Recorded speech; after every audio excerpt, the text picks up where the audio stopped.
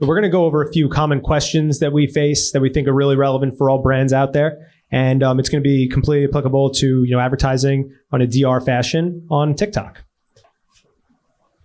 So the first question, and this is kind of more towards Audrey and Trevor, is what are some of the misconceptions that you hear about the TikTok platform? Yeah, so I can start this one off. Actually, it ties in really well with Sebastian's slide on the audience breakdown, because I think one misconception is, yes, TikTok is only the younger demographic, but then there is a whole other piece of it into how people are actually behaving and engaging on TikTok and how we can use that as marketers to target audiences, and so on down that line. So I think one very interesting thing that TikTok has is how much they understand their audience from just a behavioral perspective. So to the point of TikTok is not just another social platform. There is actually more to it. You can go beyond just targeting interests of people. You can actually get down to, okay, how has someone interacted on the platform? What videos have they seen in the last 7 days, the last 15 days? What creators have they interacted with? Have they watched videos around this topic in full in the last 7 days? And then determine as marketers, okay, that can inform my creative strategy. If I have only targeting people who have watched these full videos of this audience, how do I then make my creative? I can do a longer creative, or if that's not the case, I can then make it a 15-second creative. So I think there's a lot you can do to break down from just an audience perspective. Okay, yes, I have an audience of 25 to 50-year-olds who are interested in sports. But beyond that, different levers you can pull to break that down. And then also, I think the other misconception is just around, and I know this is tough for everyone to hear, having patience on the platform. So you're not going to see instant success as much as we all would want it. And a lot of that does just stem from you have to have a completely unique TikTok strategy. You can't just kind of plug and play a strategy that may have been successful for years on another social platform, or even on an SEM perspective. TikTok, you have to develop it almost from scratch. You can use some of the best practices and what you've learned as a starting point, but from there it takes a lot of different testing. What works at the creative level, what works at the audience level, to really figure out what will work for your brand on TikTok. And then I will jump in. One of the misconceptions I often hear is TikTok is a social media platform. So clients are often grouping TikTok in the same bucket as Meta, for example. But TikTok, as they've alluded to, is an entertainment platform. So for those of you who are on TikTok, you've probably noticed this differentiator. You don't check TikTok, you watch TikTok. So remember that. And then, as a follow-up more on the ad side, a misconception we're still hearing, which sometimes shocks me, is that we're an awareness play only. And that's definitely not the case. I specifically am on the performance team. So I have lots of clients that have, ROAS or CPA goals. But even more than that, clients that understand that we are a full funnel strategy have the most success. As I always like to say, TikTok does better when we do it together. So bundling different objectives or ad formats is really what can lead to that great success. Awesome. And before we go to the next slide, I'm going to throw one misconception that we hear a lot. And I think it happened due to the time that TikTok really, popped off a little bit. And what that is that the inventory is cheaper on TikTok. I think we hear this all the time. And as a result of the cheaper inventory on TikTok, being CPMs, we should be seeing better CPAs. And so we want to funnel money from one platform into another. And I think the reason I'm saying that's a misconception is because across all of our client set, we've been doing analysis, and that was the case, of course. But now, because of all the incredible stats that we've been talking about, brands such as yourselves have flocked to the platform. And now the inventory is more expensive. And so if the inventory is more expensive, that initial 2 to 3 month wave that everybody rode, it's not there anymore. But it doesn't mean the platform's broken or it's not for your brand. You have to, as Trevor mentioned, take that customized approach, figure out what works. And so I think the inventory and the cost of that inventory, that is a common misconception we still hear today. So if that's still something that you hear your leaders talking about, you can confidently let them know that is no longer the case.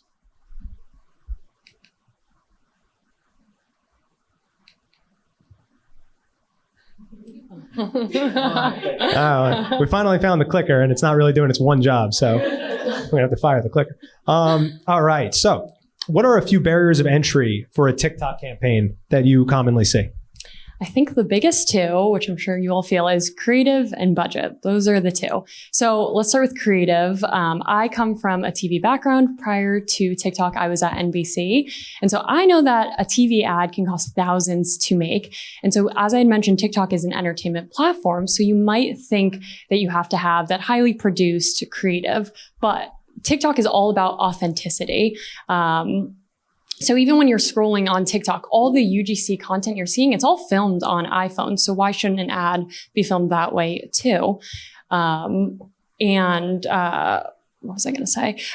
So I lost my train of thought. I'm sorry, everyone. What was I going to say? But anyways, so it's really reframing how you think about creative. And really, it's actually an opportunity to have low budget, as Sebastian mentioned earlier. It's low lift, and you can really have fun with it because it's all about that authenticity, as we saw that example of the Circle water bottle. I know I was laughing at it. And then, let's be real, there are going to be creative challenges, which is why TikTok has lots of solutions and programs. So I just want to highlight one of my favorites. TikTok Creative Exchange, also known as TTCX. So this is a network of creative partners in which you can get free creative as long as you spend a minimum threshold that's relatively quite low. And so this is a great option to not only get free creative, but to also learn from experts. And then moving on to the budget piece, I think sometimes you have to put the budget to the side, which I know can be very difficult, but to really focus on what your business goals are and align them with your TikTok strategy, the TikTok objectives, and then to use myself and the direct agents team to really figure out what your budget should be. And then you'll lead to success. And I just want a friendly reminder that we do have new client incentives, so up to 5K. So definitely take advantage of that. Yeah, and I can kind of add to that. Those are the same two pieces that we always hear from our clients specifically. We either don't have the creative or we don't have enough budget to test TikTok.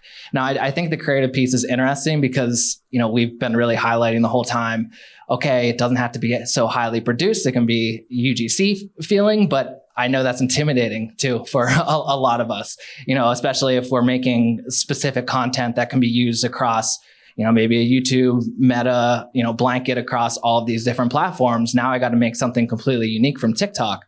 So one thing we've had success with is taking those creatives from other platforms that may be able to run, that might not be as customized towards the TikTok UGC feel, and giving them that feel. So TikTok has, some great tools just on their platform, video editor, where you can, even in the Circle add some of those like captions that look very organic and feel. You can add from their music library, something that would make it feel like, okay, I hear this music all the time on my regular TikTok feed. Now I'm seeing it in an ad.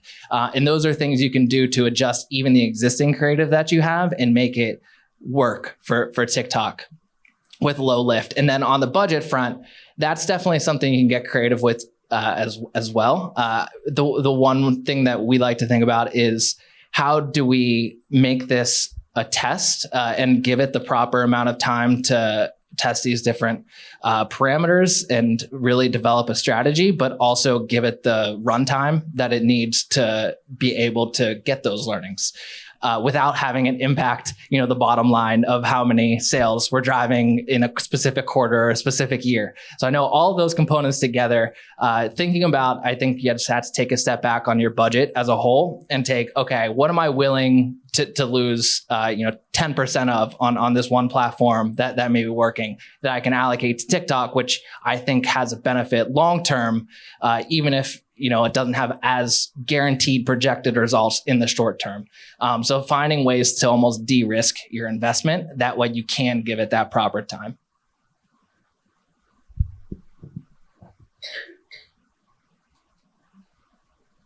Okay. So I think one more actually, backwards. No, back. All right. So since a lot of people are DR and we all care about pixels and being able to attribute our success and performance, I would love for us to take some time to talk about how do you both recommend that we measure the success of a TikTok ad or campaign? Well, as you know, the best way to measure short form video campaigns is last click attribution through Google Analytics. No, I think for anyone in this room, obviously, you know, I'm being facetious here.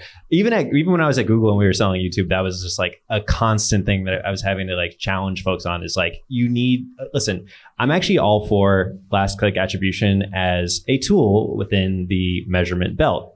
It is not the entire like toolkit that you should be using in order to measure the efficacy of your campaigns, whether it is like on YouTube, whether it's like Google search ads, whether it's Meta, whether it's Instagram. It's just not the full picture. And there is no one direct source of truth. That's just, it's too complicated, right? I think like maybe best in class is like mixed media measurement, but those things can be prohibitively expensive, and then you're missing out on understanding like what the true lift is of a campaign. So what I typically recommend is there is a spectrum of sophistication when it comes to measurement, right? So if you think like step 1 being like get a pixel on your website, and step 7 being I have an events API, I'm tracking like in-app event purchases like through like, you know, all of the, like I have post-purchase surveys, I have like matched market testing. That's what's best in class. But if you try to jump to step 7 without starting at step 1, it's not going to be effective. So what I typically recommend is like getting started, reaching out to myself, to Audrey, to our wonderful friends at Direct Agents, because I've seen you guys move clients through that level, those like sophistication levels in terms of measurement. And then what we can help you do is help identify like, yes, this is not the full picture, but here's another creative way to test it. Like one thing, Audrey, I mean, maybe you can talk a little bit about post-purchase surveys, which we've seen be a really effective driver of getting a better scope of measurement in terms of TikTok. Yes. Perfect. So yeah, DA has already started leaning into this. So for background, TikTok recently partnered with 2 post-purchase survey companies, Faring and No Commerce. And we did this because not only is PPS just enormously valuable, but also TikTok is very underreported. As I had mentioned earlier, TikTok is an entertainment platform. So fundamentally, it's going to be underattributed.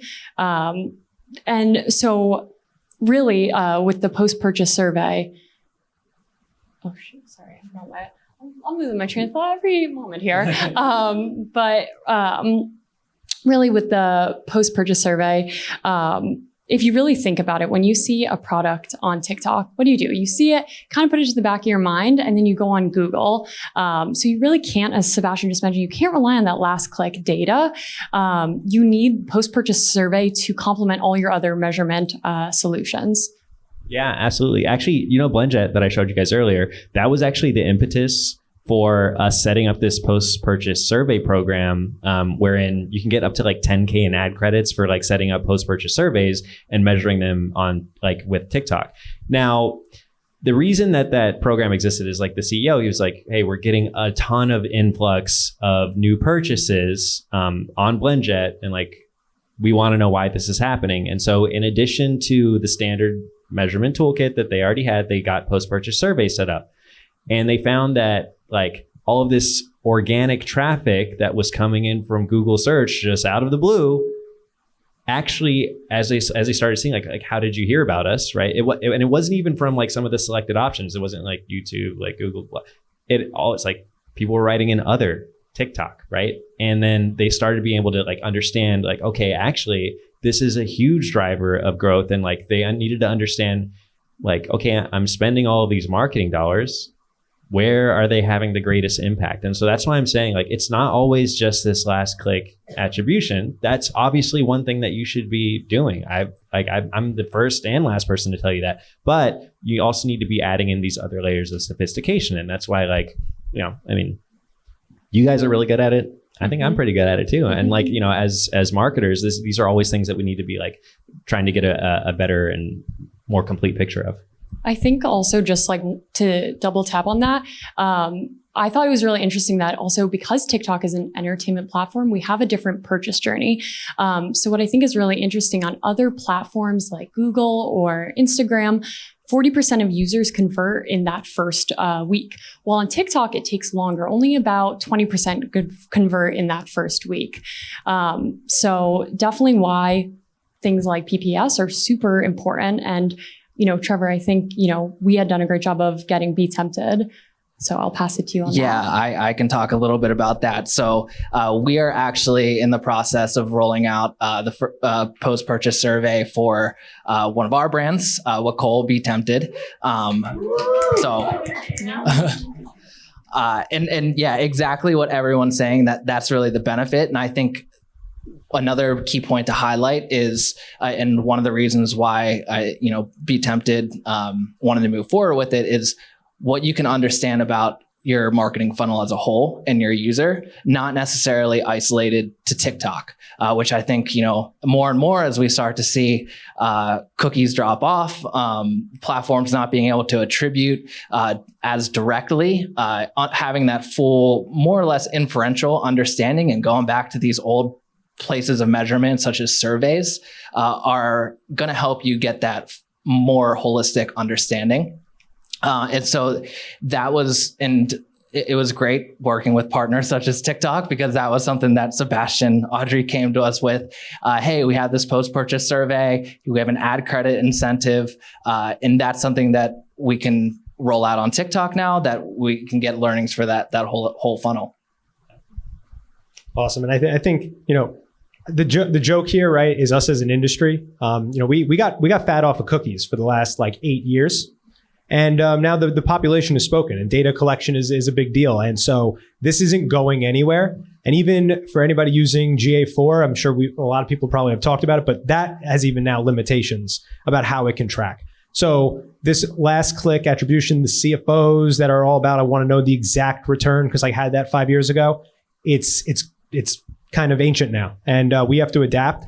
And so, for everybody looking to join in on the TikTok fun and things like that, think about those conversations up front. Like, how are you going to measure it? If you're going into the platform only looking at last touch attribution, make that stake known, make that claim, have it be a conversation, because it's one thing to want to be on the platform and it's another thing to want to be successful on the platform. And so knowing those conversations up front can completely change the strategy of how we would even go to market, message, and everything else that we're kind of talking about today.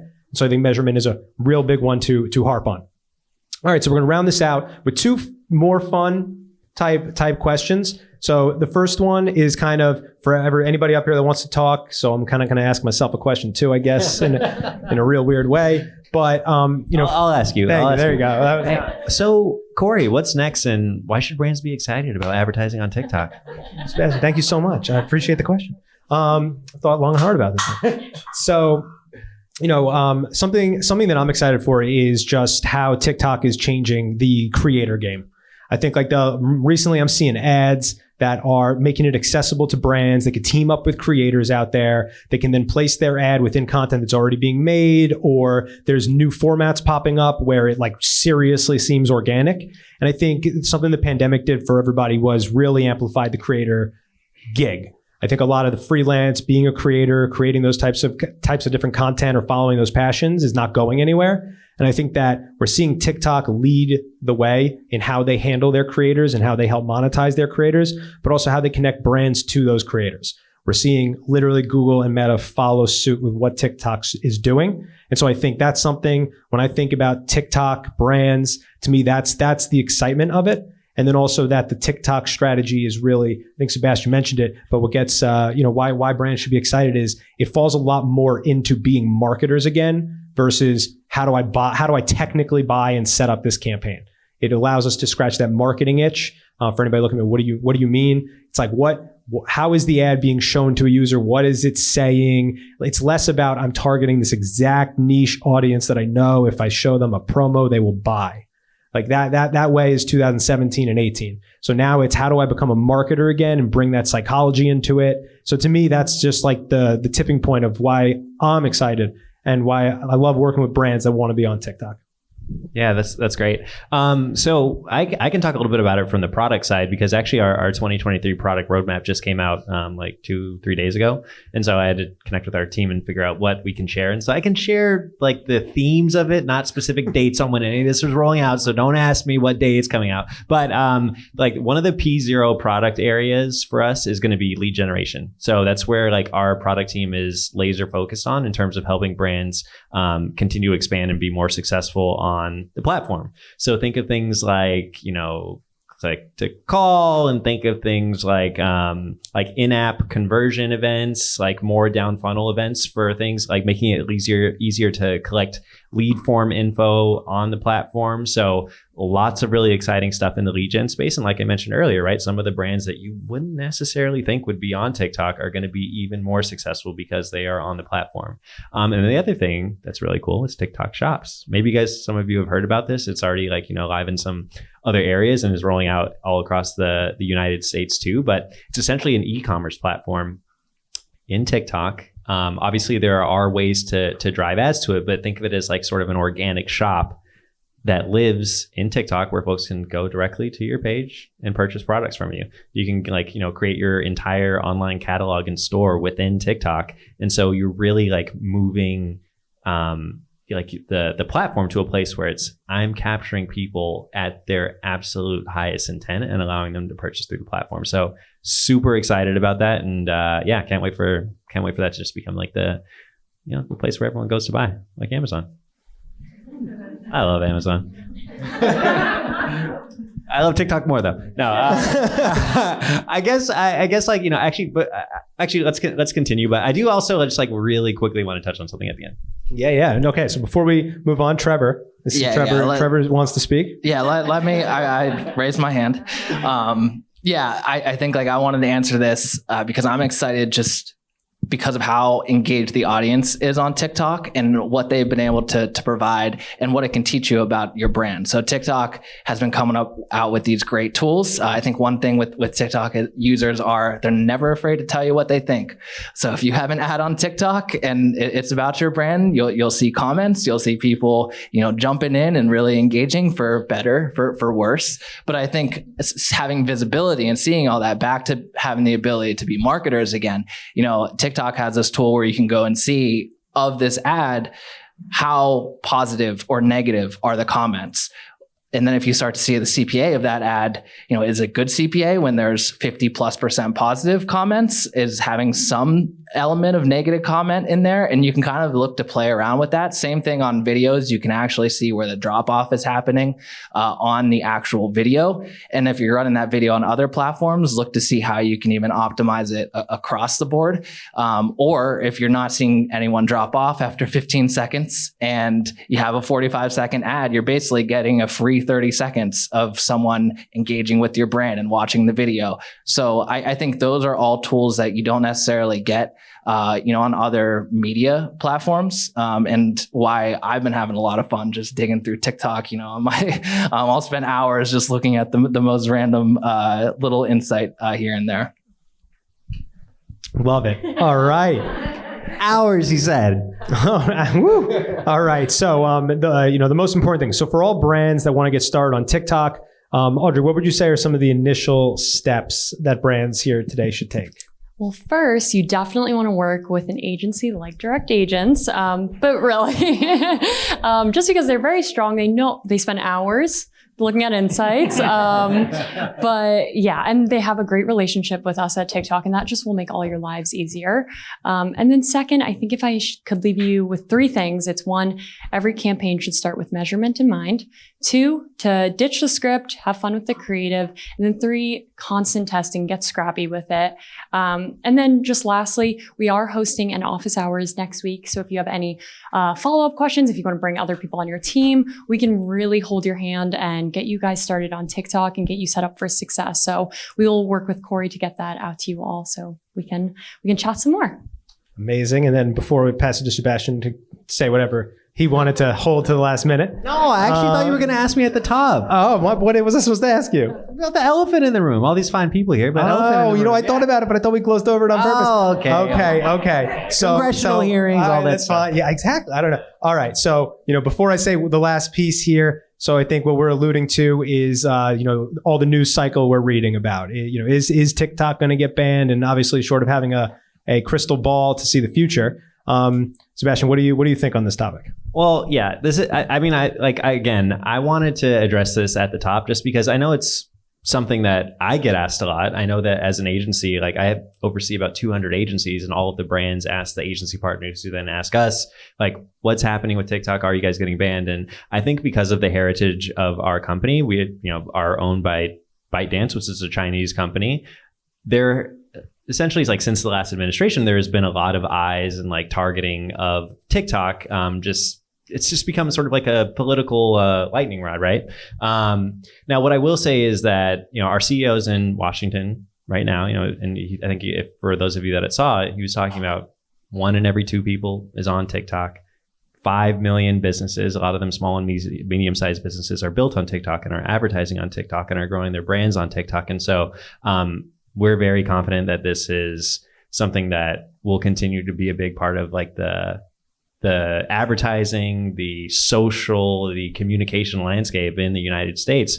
And so, me personally, obviously it's a little above my pay grade. You control what you can control, but what I've seen for most of the agencies and most of the advertisers that I work with is we're focused on performance, right? And where we see a lot of success is for the folks that are also focused on that as well. And so obviously, I can talk more about this if any of you guys have specific questions you guys want to ask me. I think there's going to be a little Q&A section here. So anyway, I just want to know, it's I'm not worried about it. If you guys are, you guys haven't been paying attention to TikTok for too long, Awesome. And then so to end the session, first, thank you for everybody's time on this specific session. But at the same also, if anybody does want to get started and you are a current client, please reach out to specifically to your DA team, and we'll be more than happy to get the ball rolling and kind of make the connections and get everything going. If you are not currently a DA client, what are you doing? Let's change that. But no, in all seriousness, if you are not, and of course you would still like to have a conversation, get our POV on some things, of course, you can reach out to Megan or anybody else, and we'd be happy to set up a meeting to discuss what we talked about today and figure out how we can work together.